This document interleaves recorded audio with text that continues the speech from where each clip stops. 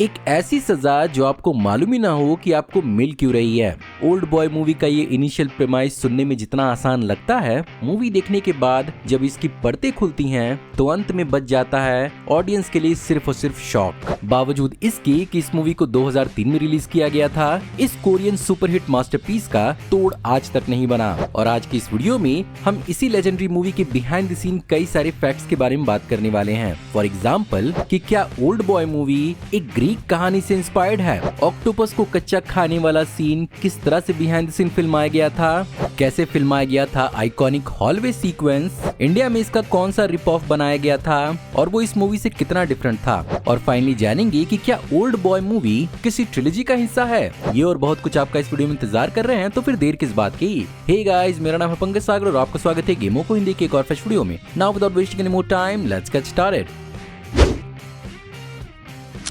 2003 की superhit south Korean thriller old boy direct की गई थी पार्क चैन वुक द्वारा, जो बेसिकली इसी नाम के एक जापानीज मांगा से इंस्पायर्ड थी, जिसे गैरन सुचिया और नोबुयाकी मिनगिशी ने क्रिएट किया था। इस मांगा से इस कहानी को लूजली अडॉप्ट किया गया है, जहां पर डायरेक्टर पार्क ने इस मूवी को अपने हिसाब से शेप दिया है, जहां पर 1980s का साउथ कोरियन पॉलिटिकल टर्मोइल, जिसे ग्वांगजू अपराइजिंग भी कहा जाता है, साउथ कोरियन सोसाइटी के अंदर ये काफी डार्क फेज था। और इसी चीज ने डायरेक्टर पार्क को कई सारी नेगेटिव और ट्रेजिक कहानियों को एक्सप्लोर करने के लिए इंस्पायर किया था, और ये मूवी भी उसी एक्सपीरियंस का एक हिस्सा है।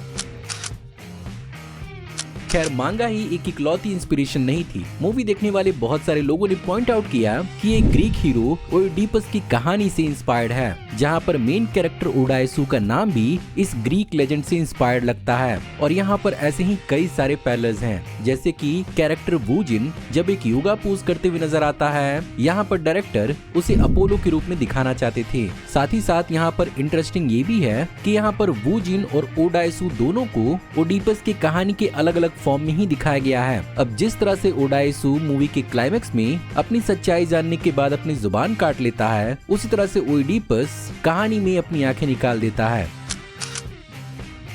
एक्टर चोई मिन सिक, जिन्होंने ओडायसु का रोल प्ले किया था, उन्हें इस मूवी के अंदर थ्रू आउट एक काफी ड्रास्टिक बॉडी ट्रांसफॉर्मेशन के साथ दिखाया जाता है, जहां पर ओडायसु की उम्र तो बढ़ती ही है, साथ ही साथ उसका काफी वजन भी कम होता है। खैर, इसी चीज को ऑन स्क्रीन दिखाने के लिए एक्टर चोई मिन सिक ने 6 हफ्तों तक 20 पाउंड यानी लगभग 10 किलो तक का अपना वजन घटाया था। साथ ही साथ इस मूवी के दिखाए हुए कई सारे स्टंट्स को भी उन्होंने खुद ही परफॉर्म किया था। अब मूवी के अंदर एक बहुत ही डिस्टर्बिंग सीन होता है, जहां पर डाइसू को लाइव ऑक्टोपस खाते हुए दिखाया जाता है। आजकल के मॉडर्न टाइम्स में इस तरह के सीन्स को करने के लिए CGI का इस्तेमाल किया जाएगा, बट एक्चुअली उस जमाने में इसे एक्टर ओडायसु ने प्रैक्टिकली ही किया था, वो भी एक नहीं 4 बार। खास बात ये नहीं कि उन्होंने मूवी के लिए 4 जिंदा ऑक्टोपस खाए थे, खास बात ये है कि रियल लाइफ में वो एक बुद्धिस्ट और एक वेजिटेरियन है, जिसके कारण हर टेक से पहले वो ऑक्टोपस से अपॉलजी लिया करते थे। बट रोल के लिए उनका डेडिकेशन इतना स्ट्रॉन्ग था कि उन्होंने इस चीज को मूवी के अंदर दिखने नहीं दिया। इस मूवी के अंदर हमें कई जगहों पर एंड्स भी दिखाए गए थे, जो कई बार कैरेक्टर्स के ऊपर रेंगते हुए नजर आए थे। ऑफ कोर्स इस चीज के लिए रियल एंड्स नहीं बल्कि कंप्यूटर जनरेटेड एंड्स का इस्तेमाल किया गया था। बट क्या आपको मालूम है कि इनका सिग्निफिकेंस इस मूवी के अंदर क्या था? वेल, ये चीज बेसिकली ओडायसु के लोनलीनेस को कॉन्ट्रास्ट में दिखाने के लिए इस्तेमाल किया गया था, जहाँ पर एंड्स एक्चुअली काफी सोशल और कॉलोनीज में रहने वाले और एक साथ काम करने वाले क्रीचर्स होते हैं। साथ ही साथ यहाँ पर एंड्स का इस्तेमाल साइकोलॉजिकल कोलैप्स को भी शोकेस करने के लिए इस्तेमाल किया गया था। खैर, इस मूवी के अंदर जिस योगा सीन को ली वू जिन को करते हुए दिखाया गया था, एक्टर योजी टाए को इस फ्लेक्सिबल पोज को करने के लिए यहाँ पर बिहाइंड द सीन कई सारे इनविजिबल वायर्स का इस्तेमाल किया गया था।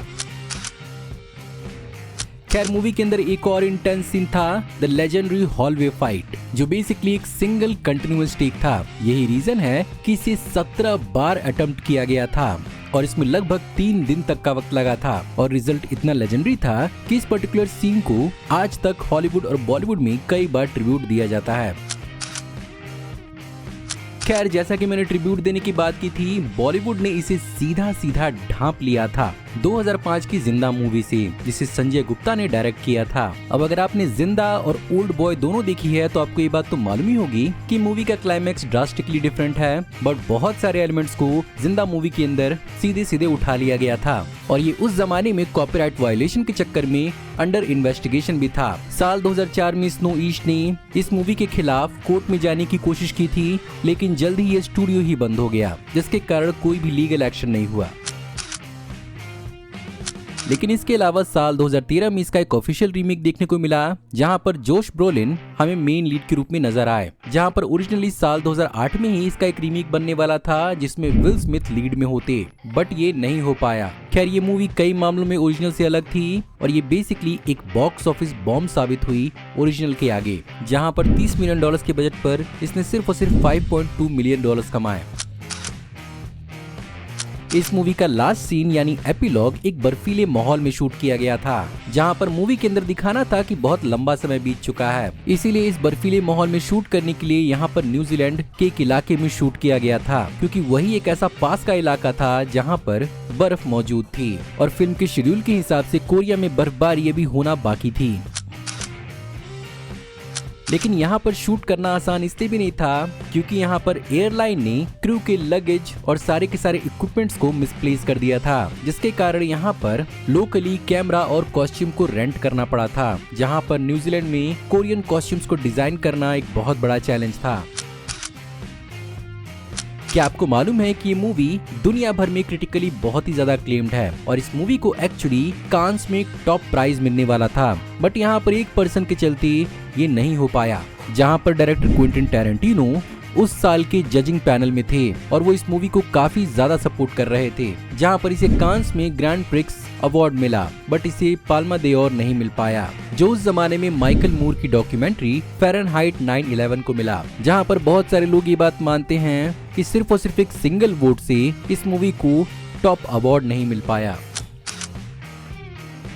खैर इसके अलावा जो क्रिटिकल अक्लेम मिला उसके बारे में बात करते हैं, जहां पर सबसे पहले मूवी को एशिया पैसिफिक फिल्म फेस्टिवल के अंदर बेस्ट डायरेक्टर और बेस्ट एक्टर का अवार्ड मिला। इसके अलावा बेल्जियन फिल्म क्रिटिक्स एसोसिएशन के अंदर इसे ग्रांड प्री और बर्गन इंटरनेशनल फिल्म फेस्टिवल के अंदर इसे ऑडियंस अवार्ड मिला। साथ ही साथ ब्रिटिश इंडिपेंडेंट फिल्म अवार्ड्स के अंदर इसे बेस्ट फॉरेन इंडिपेंडेंट फिल्म और डायरेक्टर्स कट अवार्ड के अंदर इसे बेस्ट डायरेक्टर, बेस्ट एक्टर और बेस्ट प्रोड्यूसर का अवार्ड मिला। बात करें अगर बॉक्स ऑफिस की तो साल 2003 में इसे $3 मिलियन के बजट पर बनाया गया था और इसने बॉक्स ऑफिस पर $17.6 मिलियन की कमाई की, जो इस बजट और उस जमाने के हिसाब से एक बहुत ही प्रॉफिटेबल नंबर था। खैर आप में से बहुत सारे लोग ये बात मानते होंगे कि ये मूवी बेसिकली एक स्टैंड अलोन मूवी है, पर कैसा होगा अगर मैं आपसे ये कहूँ कि ये मूवी बेसिकली एक ट्रिलॉजी का पार्ट है, जहाँ पर the old boy movie actually second movie है एक ट्रिलॉजी का, और ये बेसिकली डायरेक्टर पार्क चैन वुक की रिवेंज ट्रिलॉजी का पार्ट है, जहाँ पर उनकी पहली मूवी साल 2002 में मिस्टर रिवेंज, साल 2003 में द ओल्ड बॉय और तीसरी मूवी साल 2005 में third is the lady vengeance release हुई थी। ओल्ड बॉय मूवी के अंदर में एक कैरेक्टर दिखाया जाता है जिसे एक्टर ओ ग्वांग रॉक ने प्ले किया था और वो अपने डॉग के साथ सुसाइड करता हुआ नजर आता है। इस ट्रिलॉजी की पहली मूवी के अंदर उसे एज एनार्किस्ट दिखाया गया था और यही कैरेक्टर हमें थर्ड मूवी के अंदर भी देखने को मिला था, जिसके कारण ये तीनों मूवी को जोड़ने वाली एक कड़ी की तरह है। सो गाइज ये थी आज की वीडियो। मैं उम्मीद करता हूँ आपको आज की वीडियो पसंद जरूर आई होगी, और अगर आपको आज की वीडियो पसंद आई हो तो प्लीज वीडियो को लाइक जरूर करिएगा। कमेंट्स में आप बताइए कि आपके दिमाग में और ऐसी कौन कौन सी लेजेंडरी मूवीज हैं जो ओल्ड बॉय को टक्कर दे सकती हैं, और आप इस चैनल पर और क्या देखना चाहते हैं। अगर आप इस चैनल पर नए हैं तो प्लीज चैनल को सब्सक्राइब कर दीजिए, क्योंकि हम ऐसी ऑसम वीडियोस चैनल पर लाते रहते हैं। मैं जल्दी ही आपको एक नई वीडियो में देखने को मिलूंगा, तब तक आप हमारी इन वीडियोस को एंजॉय कर सकते हैं। Thank you for watching, see you in the next video, till then take care, good bye.